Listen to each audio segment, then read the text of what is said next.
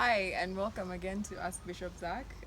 Today we have a question from Jeannie. Jeannie asks, Jeannie says, I just watched the first video on your YouTube channel and those are her exact words. I had started understanding and then instead, kuzungu, anyway, I can't say the word. Your answer sounds like you're helping theology students in a way of going about their homework. So it would help if you can give us an example of how how COVID has taught you to reach out. If you can give a practical example, it would be easier to understand. Well, Jeannie, thank you very much, and thanks for the challenge. No, I've been thinking a lot, praying through the Lord's Prayer. Our Father who art in heaven, hallowed be your name. Your kingdom come, your will be done on earth as it is in heaven. Give us this day our daily bread. And I've been thinking a lot about the fact that, to be very honest, give us this day our daily bread in my home. I have means. I'm able to go to the supermarket. I'm able to find bread in the fridge or go to the supermarket. But I had learned a number of many years ago that to really pray that prayer effectively, you connect with those for whom indeed the prayer for daily bread is for real. And it happened to me as speaking, teaching, preaching.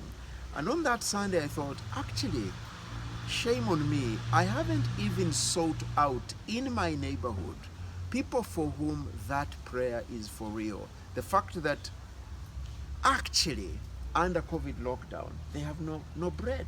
There is no food. And of course it was even harder. The promised food by government wasn't coming.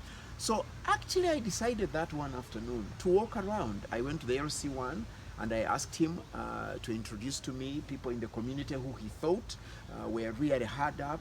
And he said, oh, thank you, Bishop. I have many requests. And then I said, no, I want to know real people, real families. And I really honestly didn't know that in the suburb where I live, in Ntinda, a place that has nice homes and so on, there were actually homes where there are people who needed. So we discovered a home in which there were young men who worked for a company who were locked down. The company wasn't even providing enough food for them. We found another home in which there were again employees of a company. The company had literally abandoned them. So yes, I came back home and I said to Theo, we have food.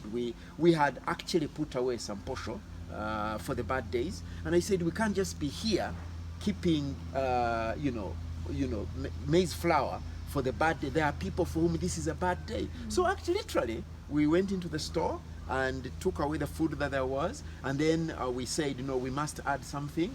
So I can't remember who it is that helped us to realize that if you give people dry food, dry beans are hard, it requires charcoal. Yeah. So somebody just said, instead of buying beans, why don't you actually buy groundnuts? And we worked it out and found out that actually groundnuts are even cheaper, and they can even go around. So it really opened my eyes. COVID-19 lockdown opened my eyes to my community, to the needs, and then after that, I thought, no, but there are people in the slums, there are people all over.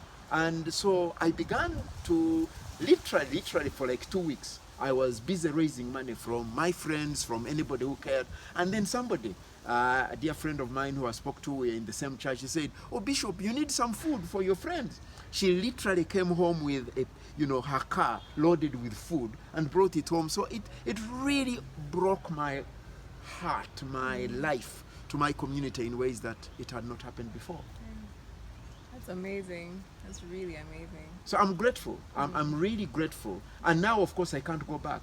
Yeah, so no, you can't. I can even tell you more. Now, after that, 2 ladies who serve in the slum communities said, Bishop, what people are not telling you is there is a menstrual famine. Famine. That's how she called it. Because the women who were selling their tomatoes or charcoal, they don't have that money, so they can't even buy. And then there was a crisis, the reusable pads. Anyway, so now I'm busy raising support for pads for our young girls and women in the slum community. So I'm really grateful. I had never thought I could be involved in working to raise money for pads. It certainly can't be a one-off. It's now that this journey has begun, you have to continue. So I might actually talk to you about giving me some money for pads. I would be happy to. What pads? Yeah. Thank you very much. Bye-bye.